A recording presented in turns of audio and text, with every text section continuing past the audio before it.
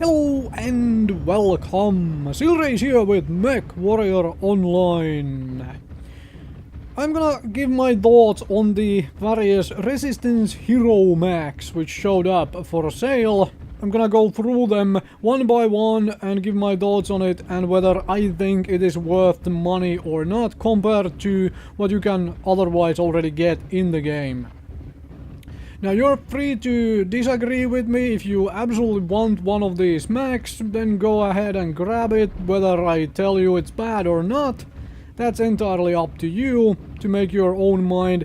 And also know that I have no affiliation whatsoever with the fine folks who make Mechwarrior Online. This is entirely my subjective opinion. So let's get to it. First we have an urban mech. This one has 5 energy hardpoints, which is one more than the existing one, which has 4, and there is another one with 3. So if you absolutely have to have 5 energy hardpoints instead of 4 or 3, then I guess this may be worth it. In my honest opinion, skip this one. Next in the list is a Wolfhound, and the notable thing here is it is a Wolfhound which can mount an ECM. That is not available normally, so this hero mech actually is essentially better than the other variants you can get with C-Bills, from the point of view that this one can actually mount an ECM, and it has all energy hardpoints just like all the other Wolfhounds. So from the ECM point of view, if you really want an ECM Wolfhound, this may be worth it. Moving on to the Panther, and this one is basically Panther 9R with its 4 energy hardpoints split between left and right arm instead of having all 4 of them in the right arm. Frankly, just skip this one. Grab Panther 9R if you want Panther with 4 energy hardpoints for some reason. Otherwise, this is exactly the same thing. Moving on to the medium mechs, and first one in the list is the Crab. Now this one is interesting because all the crabs we currently have purely energy hardpoints. This one has 2 ballistic, 2 missile and 2 energy. So if you really want a crab with ballistic and missile hardpoints, then you kind of have to get this one at the moment. However, note that on a 50-ton mech, it's kind of hard to make use of 2 ballistic and 2 missile hardpoints without really running into big tonnage issues. So I don't really consider this all that good of a mech overall. But hey, it's a crab which actually has different weapon setup than all the other crabs we have access to, so there is that. Moving on to the Enforcer, and this one can actually mount ECM. That may be a big deal if you really want a Enforcer with ECM, because that's not currently available from elsewhere. This is basically Enforcer 4P with 1 less ballistic hardpoint and an ECM, you know, instead. However, note that this thing has max engine rating of 300 only, instead of the big engine rating of 350 you could even smack on the Enforcer 4P, which is kind of amusing. So note the smaller engine cap on this one if you wanna get this.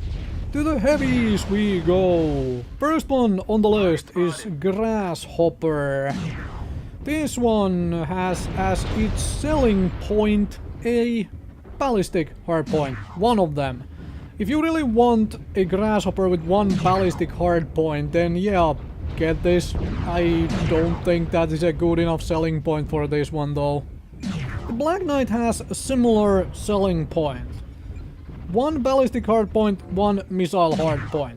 Those are actually even in the same dang arm. If you really want a Black Knight with 1 ballistic and 1 missile hardpoint, in addition to the 6 energy hardpoints, then I guess get this one. I don't see this thing being worth it, like, at all. Finally, the Assault mechs. First one on the list being a Zeus. This one has 4 missile hardpoints. I don't know how that is supposed to sell this mech to anybody. I honestly don't think it's worth that. There is you know, Zeus, you can get for Seabells, which has 3 missile hard points. I don't know why you would need 4 on a Zeus. Anyway, move on from this thing. Moving on to the Mauler, where the selling point is that it has had its hardpoints shuffled around. The ballistic hardpoints are actually in the arms, and the energy hardpoints are in the side torsos. So I don't see this being worth it at all. You can basically do the builds you could do on this thing between the Mauler 1R or Mauler 1P, and just have those ballistic hardpoints in the side torsos and energy in the arms. This is just the other way around, basically. So just, you know, skip this one. Doesn't not seem to be worth it at all. Finally we come to the King Crab. And here it is kind of interesting actually, because the weapon hardpoints being shuffled around with ballistic hardpoints actually in a side torso, something no other king crab has. All the other crabs we currently have access to have the ballistic hardpoints in the arms. So this might be possibly worth it from that point of view, but I don't honestly know if that makes this one very good. It does have a whole lot of energy hardpoints though, with 6 of them altogether. But, well, could be worth a shot, could be worth a try. Can't say I am all that thrilled though. Thank you very much for watching. Hopefully this was helpful for somebody in making decisions whether to buy these mechs or not.